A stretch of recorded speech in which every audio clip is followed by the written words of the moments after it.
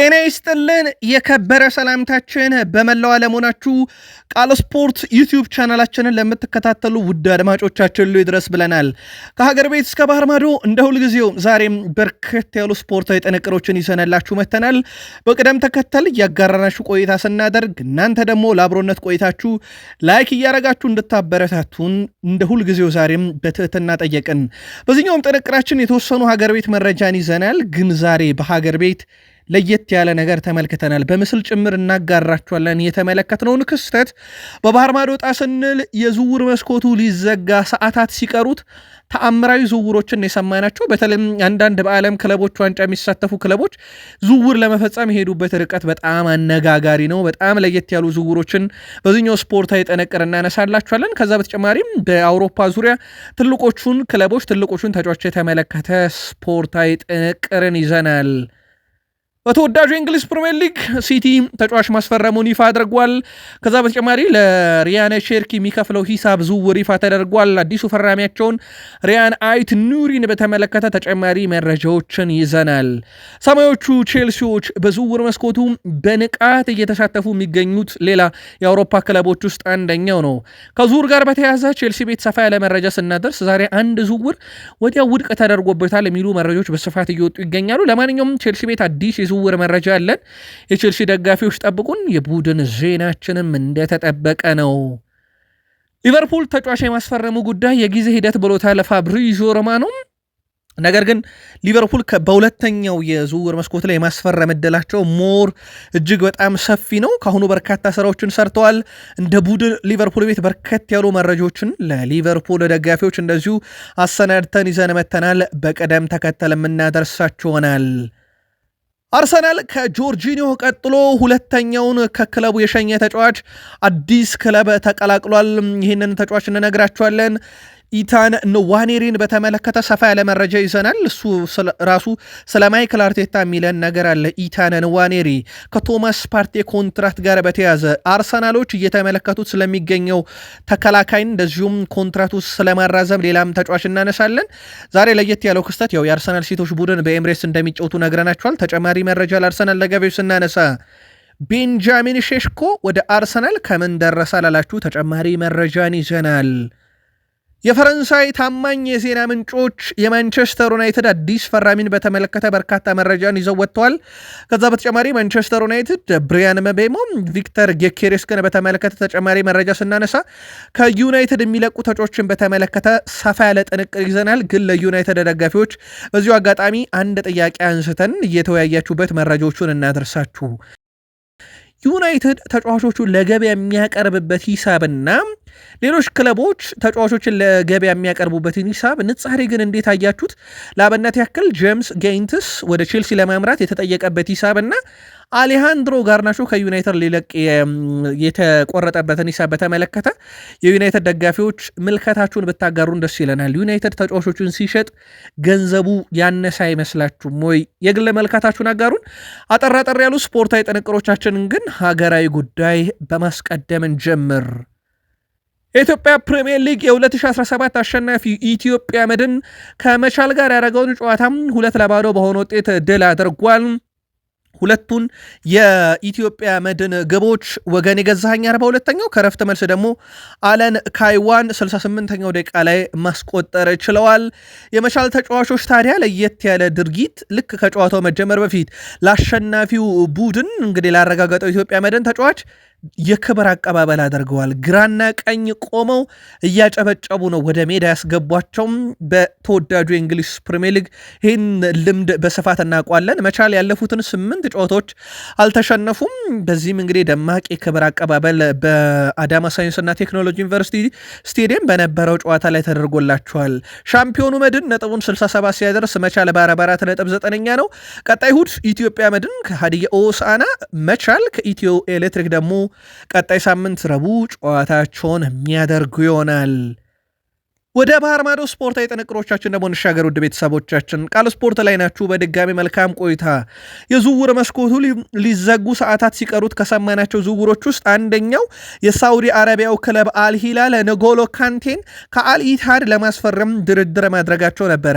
አልሂላል ፈረንሳዊን የመሃል ሜዳ ተጫዋች ንጎሎ ካንቴን ለዓለም ክለቦች ዋንጫ ውድድር ብቻ እንደሚፈልጉት ነው ለክለቡ አልኢትሃድ የነገሩት። ይህንንም ተከትሎም አልሂላል ንጎሎ ካንቴን ለዓለም ክለቦች ዋንጫ በአጭር ጊዜ ውሰት ውል ማስፈረም ነው ፍላጎታቸው። በሁለቱ ክለቦች መካከል ከስምነት አልተደረሰም ነበር። ይህን መረጃ ስናጠናክር ዝውውሩ ሂደቱ ግን እንደቀጠለ ነው። ሌላ ግን የሳውዲው ክለብ አልሂላል ተጫዋች ለማስፈረም ድርድር ያደረገው ከሪያድ ማህሬዝ ጋር ነው። ሪያድ ማህሬዝን ለማስፈረም ፍላጎት ቢኖራቸውም አልአህሊ ግን ጥያቄውን ውድቅ አድርጎባቸዋል። ለዓለም ክለቦች ዋንጫ ራሳቸውን ለማዘጋጀት ደፋ ቀና እያሉ የሚገኙት አልሂላሎች በመጨረሻ ሰዓት እዛው አረብ ውስጥ ያሉ ክለቦች ላይ ተጫዋች ለማምጣት ያደረጉት ጥረት ግን በጣም አነጋጋሪ ነበር። ከአውሮፓ ዝውውር ተጫዋቾችን ለመውሰድ ብሩኖ ፈርናንዴዝ ውድቅ ተደረገ፣ ቲዮ ሄርናንዴዝ ውድቅ ተደረገ፣ ቪክተር ኦስሜን ውድቅ ተደረገባቸው። አሁን እዛው የአረብ ተቀናቃኝ ክለቦች ላይ ትኩረት አድርገው የውሰት ውሎችን ለመፈጸም ድርድር ሲያደርጉም ተመለከትን። የቦሩሲያ ዶርትመንድ የክረምት የዝውውር መስኮት የመጀመሪያ ፈራሚያቸውን አግኝተዋል። እንግሊዛዊ ጁድ ቤሊንግሃም እንደሚሆነው ጆብ ቤሊንግሃም ሆኗል። የ18 ዓመት ተጫዋች ጆብ ቤሊንግሃም በዛሬው ዕለት ለቦሩሲያ ዶርትመንድ የ5 ዓመት ኮንትራት ፈርመዋል። ቦሩሲያ ዶርትመንድ የቀድሞ ተጫዋቻቸውን ጁድ ቤሊንግሃም ወንድም ጆብ ቤሊንግሃምን በ68 ሚሊዮን ዩሮ ነው ዛሬ ያስፈረሙት። ተጫዋቹ በመሃል ሜዳና በፊት መስመር ተጫዋችና ገልጋሎት የመስጠት ክህሎት እንዳለው ሲገለጽ፣ ጆብ ቤሊንግሃም ባለፈው ዓመት ለሰንደርላንድ ባረጋቸው ጨዋታዎች 7 ግቦችን አስቆጥሯል። ሰንደርላንድ ፕሪሚየር ሊጉ ተሳታፊ ክለብ ሲሆን የዚህ ተጫዋች ሚና ትልቅ ነበረ። ልክ እንደ ወንድሙ ሁሉ ይህም ተጫዋች ቦሩሲያ ዶርትመንድን ተቀላቅሏል። በዛሬው ዕለት ይፋ አድርገውታል። ጣሊያን ብሔራዊ ቡድን አሰልጣኟን ካሰናበተች በኋላ በርካቶችን እየፈለገች ነበር። ክላውዲዮ ራኔሪ ዋነኛው ሰው ነበሩ። እሳቸው ውድቅ እንዳደረጉ ቀደም ባለው መረጃችን ነገርናችሁ። አሁን ዲማርዚዮ ከደቂቃዎች በፊት ይዞት በወጣው መረጃ መሰረት ጂያኑሮ ጋቱሶ የጣሊያን አሰልጣኝ ለመሆን መቃረቡ እየተነገረ ነው። ጂያኑሮ ጋቱሶ ቀድሞ በጣሊያን ሴሪ ክለቦችን ሲያሰለጥን ተመልክተ ነው ነበረም። አሁን ላይ ስራ አልባ ነው። እናም ጋቱሶ ቀጣዩ የጣሊያን አሰልጣኝ ብሔራዊ ቡድን ለመሆን እጅግ በጣም ተቃርበዋል ብለዋል። ሜሰን ግሪንውድ የማይታመን ተጫዋች ብሎታል አድሪያን ራቢዮ። ሁሉም ችግሮች ባይፈጠሩ ኖሮ ብሏል። ያኔ ዩናይትድ ቤት እንግዲህ ከጾታዊ ጥቃት ጋር በተያያዘ የተፈጠረውን ክስተት ነው። ባይፈጠር ኖሮም ሜሰን ኮከብ ይሆን ነበረ። ልክ እንደ ጁድ ቤሊንግሃም ይሆን ነበረ። በቀኝ እግሩም በግራ እግሩም ግሩም ግቦችን ማስቆጠር ይችላል። ልዩ የሆነ ዓመታትን ከኛ ጋር አሳልፏል። ድሪብል የማድረግ ችሎታው፣ ግብ የማስቆጠር ንጻሬው ፍጹም የተለየ ነው። ምናልባት ያ ተጽዕኖ ካልሆነ በስተቀር ያ ችግር ባይፈጠር ኖሮ ዛሬ እንግሊዛውያን ሁሉ ስለ ጁድ ቤሊንግሃም በስፋት ያወሩ ነበር ብለዋል።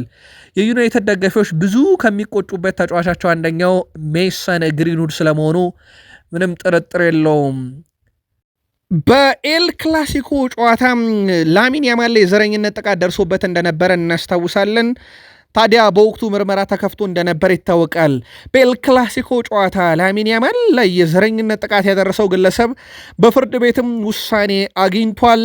የ30 ሰዓት የበጎ ፍቃድ ስራ እንዲሰራ፣ የ1 ዓመት ስቴዲየም እገዳ፣ ላሚን ያማልን ይቅርታ የመጠየቅ ግዴታ ተቀምጦበታል። ስለሆነም እነኚህ 3 ተግባራትን ይፈጽማል ማለት ነው።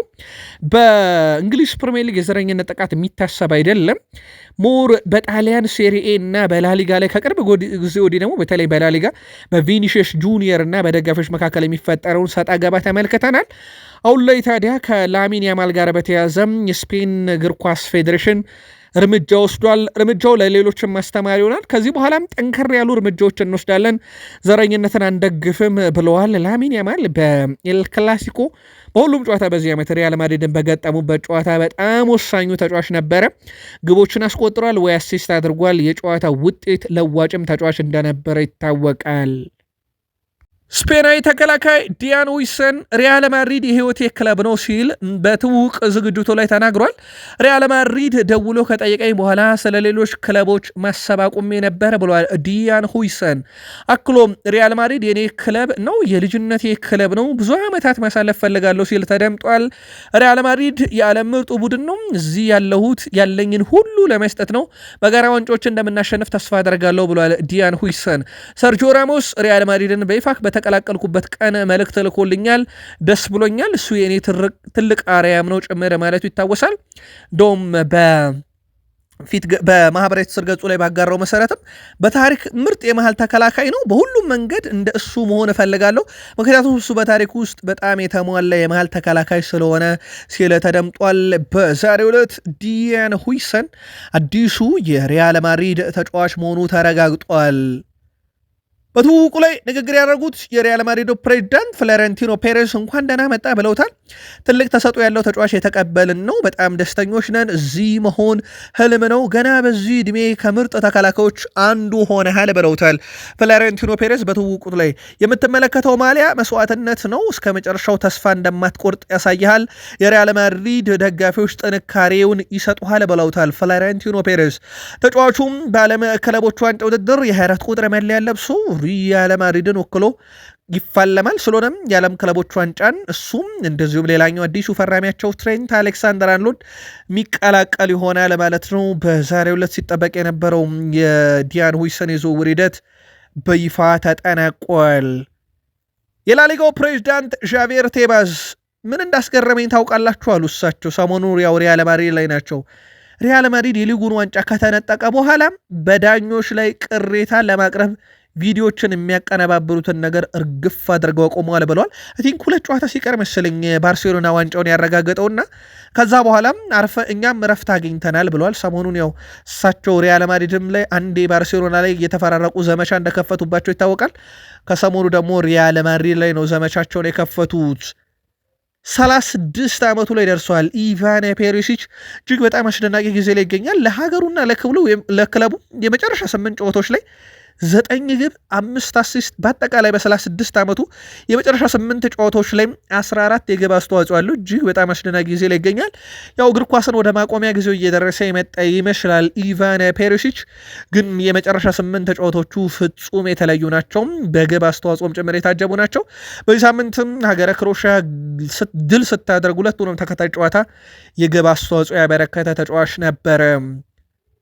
ውድ ቤተሰቦቻችን ቃል ስፖርት ዩቲዩብ ቻናላችን ላይ ትገኛላችሁ። ከሀገር ቤት እስከ ባህር ማዶ የተመራረጡ ስፖርታዊ ጥንቅሮችን እያጋራናችሁ እንገኛለን። ከተወዳጁ የእንግሊዝ ፕሪሚየር ሊግ ታላላቅ ክለቦች ወዳገኘናቸው ዕለታዊ ጥንቅሮቻችን ደግሞ እንሻገር። በድጋሚ ቃል ስፖርት ላይ ናችሁ። መልካም ቆይታ ተመኘን። ማንቸስተር ሲቲዎች የቼልሲውን ግብ ጠባቂ ማርከስ ቤትሊን በዛሬው ዕለት ማስፈረማቸውን ይፋ አድርገዋል። ማንቸስተር ሲቲም የቁጥር 3 ግብ ጠባቂያቸው ስኮት ካርሰንን መልቀቅ ተከትሎ በምትኩ ማርከስ ቤትሊን በአንድ ዓመቱ በዛሬው ዕለት አስፈርመውታል። በቼልሲ 4 ዓመታትን ያሳለፈው ማርከስ ቤትሊን ከ3 ዓመት በፊት ለክለቡ ብቸኛ አንድ ጨዋታ አድርጓል። ከዛ በኋላ የቼልሲን መረብ በየትኛውም አጋጣሚ አልጠበቀም። የ33 ዓመቱ የቀድሞ የፉልሃም ግብ ጠባቂ ማርከስ ቤትሊን ከፊርማው በኋላ ለማንቸስተር ሲቲ መፈረም ክብር ነው ሲል ተደምጧል። ለዓለም ክለቦች ዋንጫም የቡድኑ አካል እንደሚሆን ተረጋግጧል። ስለዚህ በዛሬው ዕለት ሲጠበቅ የነበረውን ዝውውር ማንቸስተር ሲቲዎች አስፈርመው ወዲያው ይፋ አድርገውታል። ማንቸስተር ሲቲ ለኦሎምፒያኮስ አጠቃላይ ለሪያን ቼርኪ ዝውውር 36 ሚሊዮን ዩሮ ቅድሚያ የሚከፈል 6 ሚሊዮን ዩሮ የተጫዋቹ አቅም እየታየ የሚከፈል አጠቃላይ ወደ 42 ሚሊዮን ዩሮ ይከፍላል። እንደዚሁም ማንቸስተር ሲቲ ተጫዋቹን የሚሸጥ ከሆነ የወደፊት ሽያጩ ላይ 15 በመቶ ድርሻ ይኖረዋል። ኦሎምፒክ ሊዮን ተጫዋቹ የሕክምና ምርመራውን አድርጓል። የቀረው አንድ ነገር ብቻ ነው፣ ማንቸስተር ሲቲዎች ይፋ ማድረግ ብቻ ነው። ይፋ እንዳደረጉት ለሲቲ ደጋፊዎች መረጃውን የምናደርሳችሁ ሲሆን ሪያን አይት ኑሪን ግን ይፋ አድርገውታል። ኮንትራት አስፈርመውታል እስከ 2031። በነገራችን ላይ ይህ ተጫዋች በዘንድሮ የፕሪሚየር ሊግ በተከላካይ ስፍራ በርካታ አሲስት አድርጎ የጨረሰው ተጫዋች እሱ ነው። ለወልቭስ ሪያን አይት ኑሪ 11 አሲስቶችን አድርጓል። በፕሪሚየር ሊጉ በተከላካይ የተደረገ የዘንድሮ ከፍተኛው አሲስት ነው። አንቶኒ ሮበርትሰን የፉልሃሙ ተከላካይ ሁለተኛ ነው፣ 10። ትሬንት አሌክሳንደር አርኖልድ 9፣ ዳንኤል ሙኒዝ 9፣ ፔድሮ ፓሮ 8 አሲስቶች አሏቸው። ሪያን አይት ኑሪ ግን ከፕሪሚየር ሊግ ተከላካዮች ሁሉ ከፍተኛው አሲስት አድራጊ ነበረ። ቼልሲ በዛሬው ዕለት ሲጠበቅ የነበረውን ለቦሩሲያ ዶርትመንዱ የግራ ክንፍ አጥቂ ጄምስ ባዮን ጌንትስ የዝውውር ጥያቄ አቅርበዋል። ሁለተኛው ነው፣ 50 ሚሊዮን ዩሮ ነው። 35 ሚሊዮን ዩሮ የዝውውር ጥያቄ አቅርበው ውድቅ የተደረገባቸው ቼልሲዎች የመጨረሻዎቹ ሰዓታት ላይ ያቀረቡት የዝውውር ሂሳብ ነው 50 ሚሊዮን ዩሮ። ተነባቢው አርኤምሲ ስፖርት እንዳስነበበውም ከሆነ ተጫዋቹ በቼልሲ እስከ 2032 የሚያቆየውን ኮንትራት ለመፈረም ከስምምነት መድረሱ ይታወቃል። ነገር ግን በርከት ያሉ የዜና ምንጮች አሁን ይዘውት እየወጡ ባለው መረጃ መሰረት ውድ ቤተሰቦቻችን ዝውውሩ ውድቅ ተደርጓል ወይም ተቀባይነት አላገኘም የሚል መረጃ ነው ይዘውት የወጡት። በተለይም ደግሞ የጀርመኑ ተነባቢ ጋዜጣ ቢልድ ቦሩሲያ ዶርትመንድ እስከ 70 ሚሊዮን ዩሮ ድረስ ይፈልጋሉ፣ እናም 50 ሚሊዮን ዩሮን አይቀበሉትም የሚል መረጃ ነው የወጣው። ቼልሲዎች በመጨረሻዎቹ ሰዓታት ይህ ዝውውር የማይሳካላቸው ከሆነ ከሰኞ ጀምሮ ቀጣይ በዓለም ክለቦች ዋንጫ ድረስ እየተሳተፉ ተጫዋቹን የግላቸው አድርገው በፕሪሚየር ሊጉ ደግሞ ወደ ማሳተፍ ያመራሉ ማለት ነው። ስለሆነም ይህ ዝውውር ባይሳካ እንኳን በዚህኛው የዝውውር ሰዓታት በቀሩት ውስጥ በቀጣዩ በሁለተኛው የዝውውር መስኮት ላይ ለማስፈረም ጥረት ያደርጋሉ። እኛም መረጃውን ተከታተለን ለቼልሲ ደጋፊዎች የምናጋራችሁ ይሆናል። አዲሱ የቼልሲ ተጫዋች ማማዱ ሳር ወደ ቼልሲ የመጣውት ተወዳጁን የእንግሊዝ ፕሪሚየር ሊግና ግዙፉን የአውሮፓ ሻምፒዮንስ ሊግ ዋንጫ ከፍ ለማድረግ ነው። እዚህ ያንን ለማሳካት ምቹ ቦታ ነው ብሏል።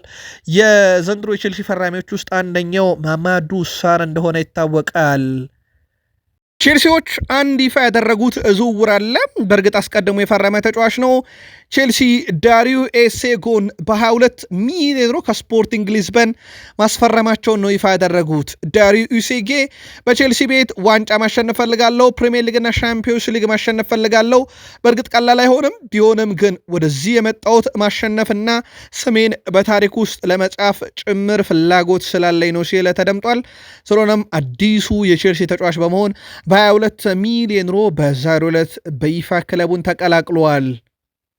ሜሎስ ኬርኪዝ ወደ ሊቨርፑል የሚያደርገው ዝውውር በተመለከተ ፋብሪዚዮ ሮማኖ የጊዜ ጉዳይ ብቻ ብሎታል። የመጨረሻ ዙር ንግግሮች በቅርቡ ይካሄዳሉ፣ ስምምነቱ ግን በዚህ ሳምንት አይጠናቀቅም ብሏል። ምክንያቱም የዝውውር መስኮቱ ሊዘጋ ሰዓታት ስለቀሩት፣ ስለሆነም ቀጣይ ሳምንት ሰኞ ይጠናቀቃል ብሏል። ስለሆነም የጊዜ ጉዳይ ካልሆነ በስተቀር ሜሎስ ኬርኪዝ የሊቨርፑል ተጫዋች ነው ብሏል ፋብሪዚዮ ሮማኖ። ሊቨርፑል ሰኞ በኢትዮጵያን አቆጣጠር ማለትም እስከ ሐምሌ 28 ባለ ጊዜ ውስጥ ማለት ነው በአንፊልድ ከአትሌቲኮ ቢልባኦ ጋር የመጨረሻ ጨዋታቸውን ያደርጋሉ። በጣም ለየት ያለ ጨዋታ ነው ይህ የሐምሌ 28 የሚደረገው ምሽት 1 ሰዓትና ምሽት 4 ሰዓት ላይ 2 ጨዋታ ይደረጋል። በአንድ ትኬት ተመልካቾች ጨዋታውን ገብተው መመልከት ይችላሉ ብለዋል ሊቨርፑሎች በወቅቱ። ሊቨርፑል ለማንኛውም የፊታችን ሰኔ 30 የመጀመሪያ ቀን ልምምዳቸውን ያደርጋሉ።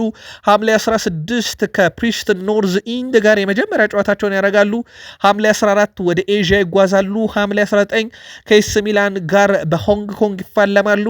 ሐምሌ 23 ከኮሆ ማሪዮንስ ከጃፓን ምርጦች ጋር ይጫወታሉ። ሐምሌ 28 ከአትሌቲክ ቢልባኦ ጋር 2 ጊዜ ይጫወቱና የውድድር ዓመታቸው በፕሪሲዝን ያበቃል ሐምሌ 28። ከዛ ነሐሴ ሲገባ ልክ በአራተኛው ቀን ክሪስታል ፓላስን በኮሚቲ ሺልድ ይገጥማሉ። ነሐሴ 9 በተወዳጁ የእንግሊዝ ፕሪሚየር ሊግ የመጀመሪያ ጨዋታቸውን የሚያደርግ ይሆናል። ለሊቨርፑል ደጋፊዎች ቀጣይ ፕሮግራማችሁ በዚህ መሰረት ክለባችሁን ጨዋታ መከታተል ትችላላችሁ። የስኮትላንዱ ክለብ ሴልቲክ የቀድሞ አምበሉን ኬረን ቴርኒን በድጋሚ በዛሬው ዕለት ማስፈረማቸውን ይፋ አድርገዋል። ኮንትራቱ መጠናቀቁን ተከትሎ ከአርሰናል ጋር የተለያየው ኬረን ቴርኒ ሴልቲክን በነፃ ዝውውር ተቀላቅሏል። ስኮትላንዳዊ ኬረን ቴርኒ በአርሰናል መለያ 144 ጨዋታ ሲያደርግ 6 ግቦችን አስቆጥሯል። 14 ኳሶችን አመቻችቶ ቀብሏል። ተጫዋቹ ከአርሰናል ጋር 1 ኤፍኤ ካፕ እና 2 የኮሚቲ ሺልድ ዋንጫን ማሳካት ይችል በዛሬው ዕለት ቀድሞ በአምበልነት የመራውን ሴልቲክን ተቀላቅሏል። ከጆርጂኒዮ ቀጥሎ አርሰናል ለቀው አዲስ ክለብ ከተቀላቀሉ ተጫዋቾች ውስጥ ኬረን ቴርኒ ተጠቃሽ ነው ማለት ነው። ስለሆነም አርሰናል ሁለተኛው ተጫዋቹ በይፋ ክለብ አግኝቷል። የሰሜን ለንደኑ ክለብ አርሰናል ተጫዋች ኢታን ንዋኔሪ ከአሰልጣኝ ማይከል አርቴታ ብዙ መማሩን በሰጠው አስተያየት ገልጿል። ዛሬ ከአንድ ሚዲያ ጋር ቆይታ ነበረው። ከማይከል አርቴታም ብዙ የምንማረው ነገር አለ፣ እሱን ከቀረብከው ምን ያህል እንግዲህ ኃይለኛ እንደሆነ ታያለ ሲል የተናገረው ኢታን ንዋኔሪ እሱ በጣም አስተዋይና የሚናገረውም የሚያውቅ ነው። አጮቴን በጣም አሳድጎታል። እሱ የስነ ልቦናና የታክቲክ በርካታ እውቀቶችም አስተምሮኛል ብለዋል ኢታን ንዋኔሪ። አርቴታ በፈለገበት ቦታ ብጫወት ደስ ይለኛል፣ ዋናው ነገር ክለቡ በፈለገበት ጊዜ ደርሼ ክለቤን መርዳቴ ነው ብሏል ኢታን ንዋኔሪ።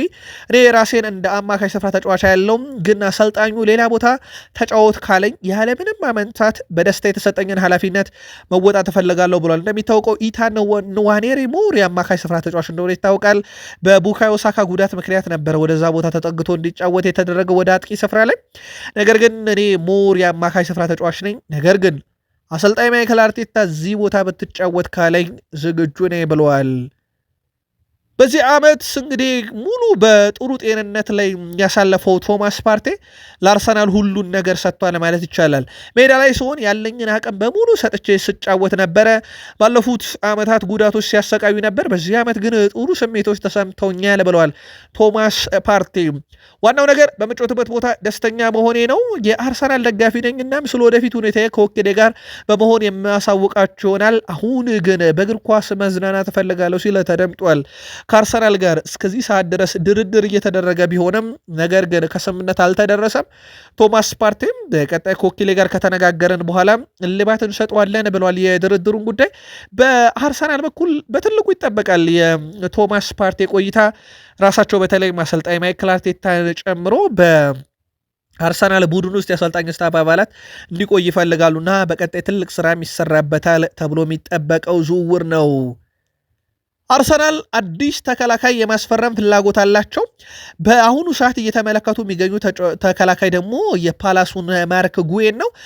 ዋነኛ ኢላማቸው ሆኗል። ተጫዋቹ በኮንትራቱ 1 ዓመት ላይ መገኘቱ ደግሞ ለድርድር አመቺ ሆኖ ብቅ ብሏል። በእርግጥ ለአርሰናል ብቻ አይደለም ይህ ተጫዋች አመቺ ሆኖ የተገኘው፣ ለፈላጊዎቹ በሙሉ ቼልሲን ጨምሮ አመቺ ሆኖ ተቀምጧል። እንግዲህ በእንግሊዝ ብሔራዊ ቡድን ቁጥር 1 ተመራጭ መሆን ስለሚፈልግ ዝውውሩን ሊፈቅድ ይችላል እየተባለ ነው ወደ ትልልቅ ክለቦች። ስለሆነም አርሰናል ይህ መረጃ ያላቸውና የተጫዋቹን ሁኔታ እየተከታተሉ ነው። እናም በአርሰናል ተከላካይ የማስፈረም ዝርዝር ውስጥ ያለው ተጫዋች የክሪስታል ፓላሱ ማርክ ጉዌን ሆኗል ማለት ነው። በነገራችን ላይ ሁሉም ተጫዋች በአንድ ክለብ ዝርዝር ውስጥ ተያዙ ማለት ይፈርማሉ ማለት አይደለም። ነገር ግን እንደ አማራጭ ከተያዙ መልማዮች ይመለከቷቸውና ለክለቡ ፍልስፍና እንደተባለው በጣም የቀረቡና ዝውውሩ አስቸጋሪ የማይሆን ከሆነ ክለቡን በፋይናንስ፣ በደሞዝ፣ በሜዳ ላይ ጥቅም አንጻር ታይቶ ወደ ድርድር ይገባል እንጂ ሁሉም በሊስት ውስጥ የተያዘ ተጫዋች ግን ይፈርማል ማለት አይደለም። በትሮሳርድ ኮንትራት ላይ ድርድሮች፣ ንግግሮች አሁንም ቀጥለዋል። እስከዚህ ሰዓት ስምምነት እንዳልተደረሰ ሳም ዲን አስነብቧል። ስለሆነም አርሰናሎች በቀጣይ እንግዲህ ተጫዋቹን በሚከፈተው ሁለተኛው የዝውውር መስኮት ላይ ተደራድረው የማይስማሙ ከሆነ በቀጥታ ለገበያ ያቀርቡታል ተብሎ ይታሰባል። ቀደም ባለው መረጃችን በቀጣይም የሴቶቹ የአርሰናል ቡድን በኤሚሬትስ 11ዱንም የሜዳ ላይ ጨዋታ እንደሚያደርግ ነግረናችሁ ነበረ። እናም የአርሰናል ሴቶች ቡድን አሰልጣኝ ሬን ሴልገርስ የቀድሞ ተጫዋቻቸው ናት። ይህ ለእኛ ልክ እንደ መጀመሪያ ነው። ይህ የኛ የመጀመሪያ ጉዟችን ነው። በኤምሬትስ እንድንጫወት መደረጉ ደግሞ ሂደቱ እድገቱ እንዲቀጥል ያደርጋል። ይሄ ለእኛ በጣም የተለየ ጉዞ ያመጣልናል። ቀጣዩ ውድድር ዓመት በሙሉ ልባችን ወደ ኤምሬትስ እንመጣለን፣ ጨዋታዎችን እናሸንፋለን፣ ምኞት አለን። ለዚህ ምኞታችን ደጋፊዎች ያስፈልጉናል። እናም በኤምሬትስ መጫወት ለእኛ ትልቅ ድባብ ይፈጥራል ብላለች። በተጠናቀቀ ውድድር ዓመት በአውሮፓ ሻምፒዮንስ ሊግ ባለክብር እንደነበሩ ይታወቃል። ቤንጃሚን ሼሽኮ አርሰናልን የሚቀላቀል ከሆነ በፕሪሚየር ሊጉ በክሪስቶፈር ቪቪየል ምልመላ ሂደት ውስጥ ካለፉ ታዋቂ ተጫዋቾች መካከል አንዱ ይሆናል ማለት ነው። ከዚህ ቀደም እንደ አማዱ ሃይዳራ፣ መሐመድ ሺሚካን፣ ዳክ ዴዮት ዲዮቶፔ ሜካኖ፣ አዲየሚ፣ ዶሚኒክ ሴቦዝላይ፣ ግቫርዲዮል እና ኤርሊንግ ብሮት ሃላንድ ተጫዋቾች በምልመላ ሂደት ውስጥ ያለፉት በክሪስቶፈር ቪቪየል ነው። በአሁኑ ወቅት የማንቸስተር ዩናይትድ የምርመላ ክፍል ኃላፊ ሲሆን ከእርሱ ሹመት በኋላም እንደ ሃይደን ኤቨን፣ ቾዶቢ፣ ዲያጎ ሊዮን የመሳሰሉ ተጫዋቾች ዩናይትድን ተቀላቅለዋል።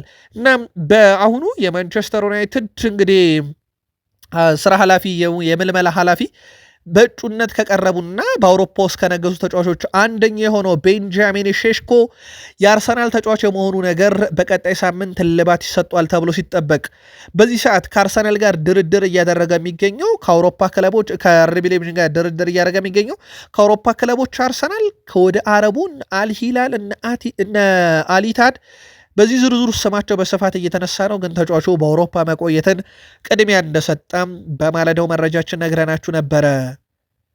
በፈረንሳይ ሀገር ስፖርታዊ ክንውኖች ላይ በሚወጣቸው ዘገባዎች ዝነኛ እንዲሁም ታማኒ ያተረፈው ዘጋቢው ላውረን ጁሊየን ከደቂቃዎች በፊት ማንቸስተር ዩናይትድ ጃሊጂ ዶናረማን የማስፈረም ፍላጎት እንዳለ ይፋ አድርጓል። በእርግጥ ጃሊጂ ዶናረማ ብቻ አይደለም የዩናይትድ እጩ ግብ ጠባቂ፣ ሌሎች በርከት ያሉ እጩ ግብ ጠባቂዎች አሉ በዩናይትድ መለማዮች የተያዙት። ዘጋቢው እንዳለው ከሆነ ማንቸስተር ዩናይትዶች ባለፉት 24 ሰዓታት ውስጥ ከግብ ጠባቂ ውስጥ የቅርብ ሰዎች ጋር ውይይቶችን አድርገዋል ብለዋል። እንደሚታወቀው ውድ ቤተሰቦቻችን ማንቸስተር ዩናይትድ ግብ ጠባቂ ይፈልጋል። ይሄ ምንም ጥርጥር የለውም። በማንቸስተር ዩናይትድ በኩል ግን የአንድሬ ኦናናንም ስንብት ይጠባበቃሉ። ምክንያቱም እሱን ከሸጡ በኋላ ነው ማንቸስተር ዩናይትዶች ሌሎች ተጫዋቾችን ወይም ሌሎች ግብ ጠባቂዎችን ማምጣት የሚፈልጉትና የአንድሬ ኦናና መውጣት ጉዳይ በትልቁ ይጠበቃል። ማንቸስተር ዩናይትድ የአካዳሚ ውጤት የሆነውን ተከላካዩን ሪስ ሙርሃን በፕሮፌሽናል ኮንትራክት ደረጃ በዛሬው ዕለት ለመጀመሪያ ጊዜ አስፈርሞታል። ስለሆነም በቀጣዩ የውድድር ዓመት ክለብ ውስጥ ይቆያል ማለት ነው። በርካታ ክለቦች ይህን የአካዳሚ ውጤት ተከላካይ የሆነውን ሪስ ሙርሃንን ይፈልጉት ነበር። ግን ማንቸስተር ዩናይትድ በዛሬው ዕለት በይፋ ኮንትራክቱን አስፈርሞት የሚቀጥለው የውድድር ዓመት የዋናው ቡድን እቅድ አካልም እንደሆነ ጭምር ነው ይፋ ያደረጉት። ብሪያን መቤሞ ዝውውር ምንም አይነት መዘግየት አይስተዋለበትም ብሏል ቤን ጃኮብስ። ጉዳይ የተፈጠረው ማንቸስተር ዩናይትድ ሁለተኛ የዝውውር ጥያቄን አለማቅረቡ እንጂ ሌሎች የተወሳሰቡ ችግሮች የለውም ብሏል ቤን ጃኮብስ። ተጫዋቹ ቀደም ብሎ ዩናይትድን መርጧል። ስለሆነም ቀጣይ ሳምንት የመጠናቀቅ እድሉ ሰፊ ነው። ያው የዝውውር መስኮት ይሄኛው ኦልሞስት ሰዓታት ብቻ ስለቀሩት የመፈጸም እድሉ ዝቅተኛ ነው ብሏል። ስለሆነም የዚህ ዝውውር እልባት የሚሰጠው ቀጣይ ሳምንት ነው። ስለሆነም ዝውውሩ ዘግይቶ ሲሆን ማንቸስተር ዩናይትድ ይፋዊ ሁለተኛ የዝውውር ጥያቄ ለብሬንትፎርድ አለማቅረባቸው ነው ብለዋል። ማንቸስተር ዩናይትድ በዚህ ሰዓት ቪክተር ዮኬሬስክንም ለማስፈረም በንቃት እየተንቀሳቀሰ እንደሆነ ይታወቃል። ግን የቪክተር ዮኬሬስክ ወደ ማንቸስተር ዩናይትድ መምጣት የሌሎች ተጫዋቾችን ሽያጭ ይጠብቃል። ሪዮ ፈርዲናንድ ለእኔ ቪክተር ዮኬሬስ ለማንቸስተር ዩናይትድ የሚሆን ተጫዋች ግን አይደለም ማለቱ የዛሬው በጣም አነጋጋሪ ጉዳይ ነው። ከቪክተር ዮኬሬስ ዝውውር ጋር በተያዘ ሪዮ ፈርዲናንድ ብዙ አመክንዮችን አንስቷል። ምናልባት የዩናይትድ ደጋፊዎች ተጫዋቹ ወደ ዩናይትድ የሚመጣበት እኛም ከሰሞኑ እንደ መከራከሪያ አንስተውናል። የአውሮፓ ሻምፒዮንስ ሊግ ተቀዳሚ ምርጫው ነበር። ይህ ተጫዋች ወደ ዩናይትድ የሚመጣበት ዋነኛ ምክንያት ከሩበን አሞሪም ጋር ባለው ቅርበትና የሚፈልጋቸው ክለቦች አልጠየቁትምና እንዴት ለዩናይትድ የመጫወት ፍላጎትን ሳይዝ ላብነት ያክል ብሪያን መቤሞ ዩናይትድ በየትኛውም የአውሮፓ መድረክ እንደማይጫወት እያወቀ ነው ዩናይትድን የመረጠው። ማቲያስ ኩና የትኛውም የአውሮፓ መድረክ ሳይሳተፍ ነው ዩናይትድ የመረጠው።